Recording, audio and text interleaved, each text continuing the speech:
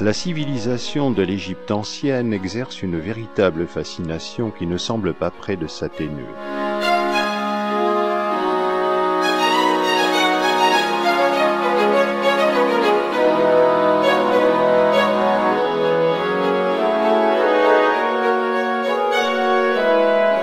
Le complexe funéraire de Djoser, pharaon de la IIIe dynastie, fut érigé à Saqqara sur un plateau désertique qui domine Memphis, capitale de l'ancien empire.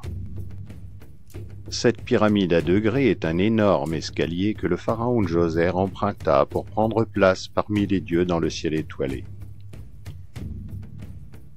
Elle fut érigée par Imhotep, divinisé pour son savoir-faire. Les silhouettes des 3 pyramides de Gizeh se profilent dès qu'on dépasse la banlieue du Caire. Ces tombeaux trouvent leur forme parfaite à la nécropole de Gizeh qui est devenue le symbole de l'Égypte. La pyramide de Khéops, 146 mètres de haut, est l'une des 7 merveilles à être encore intacte. La pyramide de Képhren, caractérisée par son capuchon calcaire, est gardée par le Sphinx.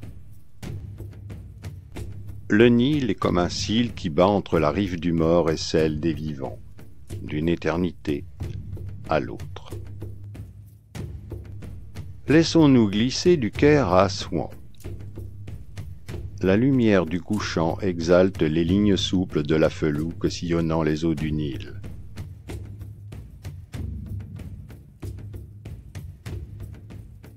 C'est avec la 18e dynastie, sous le Nouvel Empire, que fut fondée la ville de Thèbes. Thèbes devint le cœur du pays. À cette époque, le temple de Karnak, dédié à Amon, devint le plus grand centre religieux du pays. À Karnak, chaque pharaon n'a eu que le souci de sa gloire, et de ce fait, s'est montré négligent, voire désinvolte à l'égard de ses prédécesseurs. Chacun a voulu ajouter, surajouter, dépasser, si bien qu'on aboutit à ce labyrinthe de façades, d'esplanades et de corridors où seuls avaient accès les prêtres et pharaons.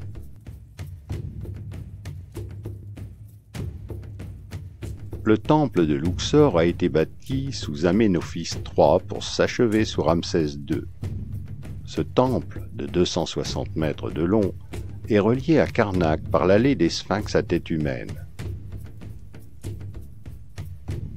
L'image que nous avons de Thèbes est celle qu'en ont emporté les morts au fond de leurs tombeaux. Car il faut regarder par-dessus le fleuve, là où le soleil disparaît chaque soir. Pour nous y rendre, nous passons par les colosses de Mémon, vestiges du temple d'Aménophis III. Sur les 62 caveaux découverts, 20 seulement ont abrité des momies de pharaons. Quant aux décorations pariétales, elles sont consacrées exclusivement à la vie d'outre-tombe et au voyage que Pharaon devait entreprendre pour entrer dans le royaume d'Osiris.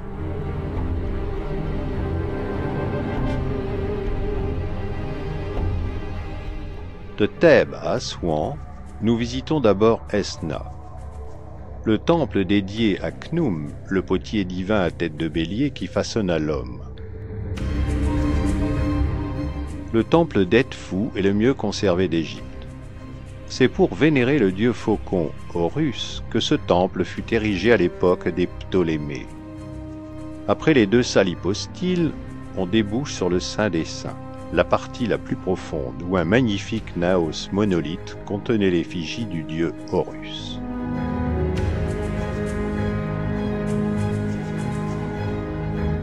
Fondé sous Thoutmosis III, le temple de Kom-Ombo fut achevé à l'époque romaine. Kom-Ombo est consacré au dieu crocodile Sobek et à Aro-Eris à tête de faucon.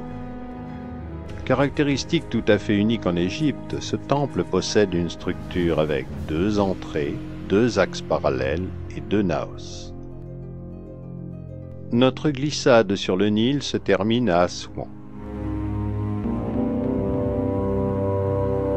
C'est ici, sur l'île éléphantine, que le mathématicien grec Ératosthène calcula de façon précise la circonférence de la Terre en 230 avant Jésus-Christ. Non loin d'Assouan, en amont de la première cataracte, l'île de Philae est un haut lieu du tourisme romantique.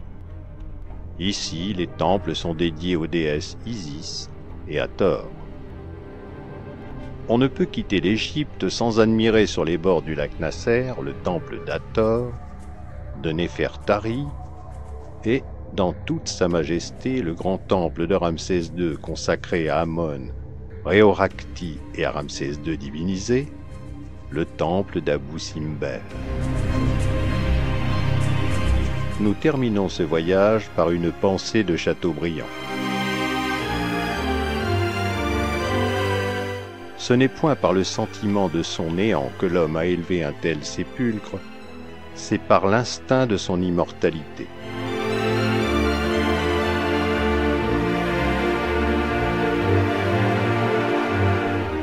Ce sépulcre n'est point la borne qui annonce la fin d'une carrière d'un jour, c'est la borne qui marque l'entrée d'une vie sans terme. C'est une espèce de porte éternelle bâtie aux confins de l'éternité.